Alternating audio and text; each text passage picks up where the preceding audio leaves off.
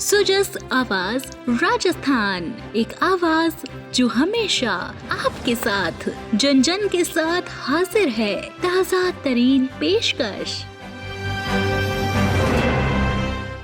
नमस्कार, आप सुन रहे हैं सुजस आवाज पॉडकास्ट। दिन भर की अहम खबरें लेकर हाजिर हैं अश्विनी और अभिलाषा। सबसे पहले नजर आज की सुर्खियों पर।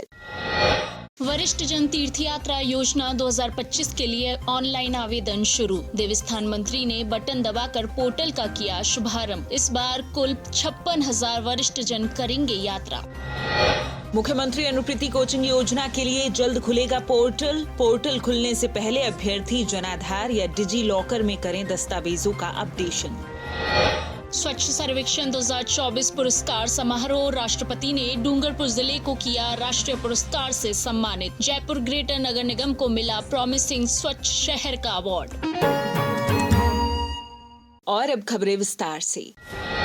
राजस्थान सरकार की बजट घोषणा 2025-26 की क्रियान्विति में वरिष्ठ जन नागरिक तीर्थ यात्रा योजना 2025 के लिए देवस्थान विभाग ने ऑनलाइन आवेदन की प्रक्रिया शुरू कर दी है। इस ऑनलाइन प्रक्रिया को देवस्थान मंत्री श्री जोराराम कुमावत ने देवस्थान विभाग की वेबसाइट पर बटन दबाकर पोर्टल का शुभारंभ किया। देवस्थान मंत्री ने बताया कि मुख्यमंत्री श्री भजनलाल शर्मा की मंशानुसार इस बार 50,000 वरिष्ठ जनों को एसी ट्रेन व 6,000 यात्रियों को हवाई जहाज से यात्रा करवाई जाएगी। ऑनलाइन आवेदन 10 अगस्त 2025 तक किया जा सकेगा। इसके लिए 60 वर्ष से अधिक आयु के आवेदक पात्र होंगे। आवेदक को राजस्थान का मूल निवासी होना चाहिए। आवेदक का जन्म 1 अप्रैल 1966 से पूर्व होना चाहिए। इसके अलावा आवेदक आयकर दाता नहीं होना चाहिए। उन्होंने कहा कि ऐसे यात्री जिनका चयन विगत वर्षों में हो गया और वे स्वेच्छा से यात्रा पर नहीं गए, उन्हें इस बार शामिल नहीं किया जाएगा। श्री कुमावत ने बताया कि इच्छुक वरिष्ठ जन देवस्थान विभाग की वेबसाइट पर आवेदन कर सकते हैं। वेबसाइट पर यात्रा से संबंधित विस्तृत दिशा निर्देश भी उपलब्ध हैं। उन्होंने बताया कि ऑनलाइन आवेदन के बाद जिला स्तर पर कमेटी द्वारा पात्र लोगों का चयन किया जाएगा। यात्रा के लिए 100% अतिरिक्त यात्रियों की प्रतीक्षा सूची भी तैयार की जाएगी। चुने गए पात्र लोगों को यात्रा पर भेजा जाएगा। एक ट्रेन में 800 वरिष्ठ जन यात्रा कर सकेंगे। देवस्थान मंत्री ने बताया कि इस बार स्वर्ण मंदिर के बाद सिख समुदाय की मांग पर सिख धर्म के कई नए तीर्थ स्थलों को यात्रा में शामिल किया गया है। इनमें महाराष्ट्र के हुजूर साहिब व पटना साहिब बिहार भी हैं। इसके अलावा ट्रेन से कुल 15 रूट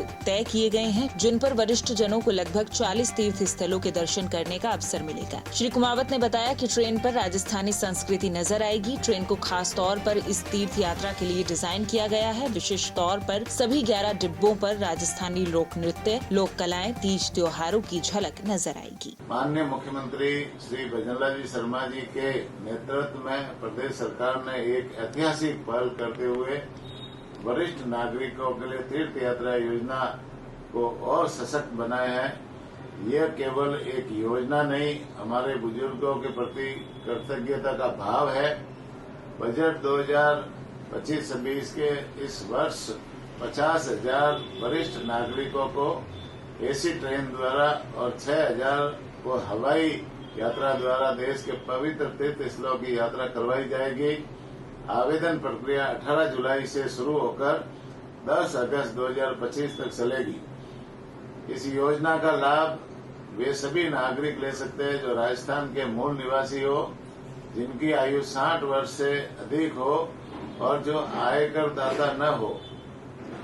इस बार यात्रा का एक विशेष पहलू यह है कि पहली बार राजस्थानी संस्कृति से सजी धजी थीम ट्रेन तैयार की गई है, जिसमें लोक कलाओं, तीज त्योहारों और राजस्थान की ऐतिहासिक पहचान की झलक दिखाई देती है।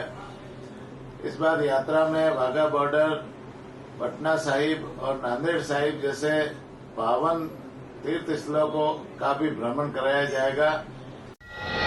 सामाजिक न्याय एवं अधिकारिता विभाग की महत्वाकांक्षी मुख्यमंत्री अनुप्रीति कोचिंग योजना के लिए पोर्टल जल्द खोला जाना है। इच्छुक एवं पात्र अभ्यर्थी मूल निवास, जाति प्रमाण पत्र, 10वीं और 12वीं की अंक तालिकाओं का डेटा और अन्य जानकारियां समय रहते राज ई-वॉल्ट, डिजी लॉकर या जनाधार में अपडेट करवा ले। मुख्यमंत्री अनुप्रीति कोचिंग योजना के तहत निःशुल्क कोचिंग करवाए जाने के लिए अभ्यर्थियों से ऑनलाइन आवेदन आमंत्रित करने के लिए पोर्टल जल्द खोला जाएगा। निदेशक एवं संयुक्त शासन सचिव श्री आशीष मोदी ने अभ्यर्थियों से अपील की है कि योजना के लिए सत्र 2024-25 से लागू नवीनतम संशोधित दिशा निर्देशों के अनुसार इच्छुक एवं पात्र अभ्यर्थी जनाधार में मूल निवास, जाति प्रमाण पत्र और अन्य वांछित जानकारी तथा राज ई-वॉल्ट डिजी लॉकर में 10वीं और 12वीं की अंक तालिकाओं का डाटा समय रहते हुए अपडेट एवं आवश्यकतानुसार त्रुटि सुधार सुनिश्चित कर ले, ताकि पोर्टल खुलने पर आवेदन के समय संबंधित दस्तावेजों से संबंधित डेटा योजना के पोर्टल पर ऑटो फैच हो सके।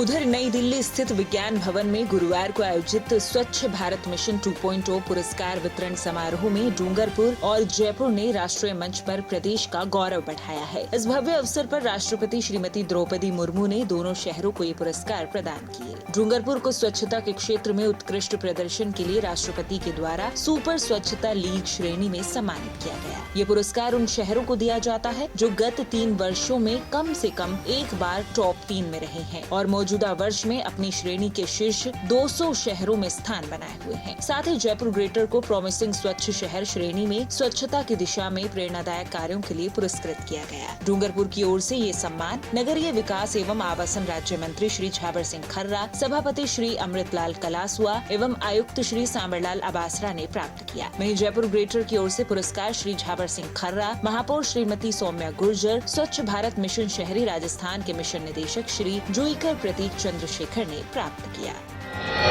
जोधपुर डिस्कॉम ने स्मार्ट मीटरों को लेकर उपभोक्ताओं के बीच फैली भ्रांतियों पर स्पष्ट किया है कि ये मीटर पूरी तरह प्रमाणित, सटीक और पारदर्शी है और किसी भी प्रकार की तेज रीडिंग या मनमानी बिलिंग की आशंका निराधार है। डिस्कॉम के प्रबंध निदेशक डॉक्टर भंवरलाल ने बताया कि भारत सरकार की संशोधित वितरण क्षेत्र योजना के अंतर्गत प्रदेश में स्मार्ट मीटर लगाने का कार्य चरणबद्ध रूप से चल रहा है। यह कार्य विद्युत वितरण प्रणाली को अधिक सक्षम, पारदर्शी और उपभोक्ता केंद्रित बनाने के उद्देश्य से किया जा रहा है। स्मार्ट मीटरों की सबसे बड़ी विशेषता है कि सटीक बिलिंग, रियल टाइम खपत की जानकारी, मोबाइल ऐप के माध्यम से बिलिंग व्यय नियंत्रण की सुविधा और प्रीपेड मीटरों पर प्रति यूनिट 15 पैसे की छूट। उपभोक्ता अब अपने मोबाइल पर बिजली की खपत की निगरानी कर सकते हैं और जरूरत के मुताबिक ऑनलाइन रिचार्ज भी कर सकते हैं। औसत बिल, अनुमानित रीडिंग और गलत बिलिंग की समस्या से अब छुटकारा मिलेगा। प्रबंध निदेशक ने स्पष्ट किया कि कुछ लोगों द्वारा फैलाया जा रहा है कि स्मार्ट मीटर पुराने मीटरों की तुलना में अधिक यूनिट दर्शाते हैं, जबकि यह तकनीकी रूप से गलत और भ्रामक है। सभी स्मार्ट मीटर भारतीय मानकों के अनुरूप प्रमाणित निर्माण इकाइयों में तैयार किए जाते हैं और इन्हें राष्ट्रीय मानक परीक्षण प्रयोगशालाओं में जांचा परखा जाता है। डॉक्टर भंवरलाल ने उपभोक्ताओं से अपील की है कि वे अफवाहों से बचे। स्मार्ट मीटर उपभोक्ता के हित में एक आधुनिक तकनीकी नवाचार है, जिससे पारदर्शिता और सेवा गुणवत्ता सुनिश्चित होती है।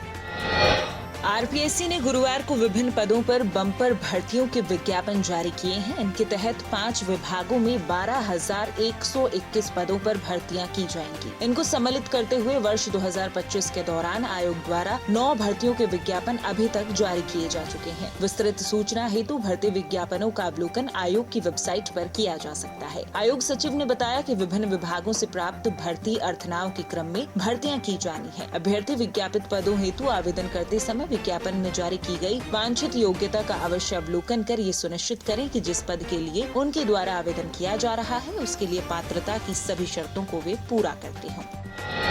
भारतीय संस्कृति में गौवंश का हमेशा से ही विशेष महत्व रहा है। गाय को यहाँ गौ माता के रूप में माना गया है। यह न केवल धार्मिक और सांस्कृतिक रूप से महत्वपूर्ण है, बल्कि आर्थिक और पर्यावरणीय रूप से भी महत्व रखती है। वर्तमान दौर में आधुनिकता की होड़ में भारतीय संस्कृति में गौवंश का महत्व समझाने के लिए राजस्थान सरकार ने गौवंश को संरक्षित करने के लिए अनेक सकारात्मक और सुधारात्मक प्रयास किए हैं। इसी कड़ी में झुंझुनू जिले में राज्य सरकार के सहयोग से जिला प्रशासन के निर्देशन में गौवंश के उत्थान के लिए बेहतरीन कार्य किए जा रहे हैं। पशुपालन विभाग के मार्गदर्शन में गौवंश के संरक्षण और संवर्धन के लिए चहुमुखी प्रयास किए जा रहे हैं। जिले में वर्तमान में 173 गौशालाएं संचालित है। इनमें से जिले में 82 गौशाला राजकीय अनुदान पर संचालित है। वहीं 90 गौशालाओं को योग्यताएं और आवश्यक मापदंड पूरा करने पर अनुदान देने की प्रक्रिया पूरी की जा रही है। झुंझुनू जिले में वित्तीय वर्ष 2024-25 में राज्य सरकार ने गौशालाओं को रिकॉर्ड 10,34,82,784 रुपए की सहायता दी है। पशुपालन विभाग के चिकित्सक और चिकित्साकर्मी समय समय पर गौशालाओं में जाकर पशुओं का स्वास्थ्य परीक्षण और टीकाकरण करते हैं।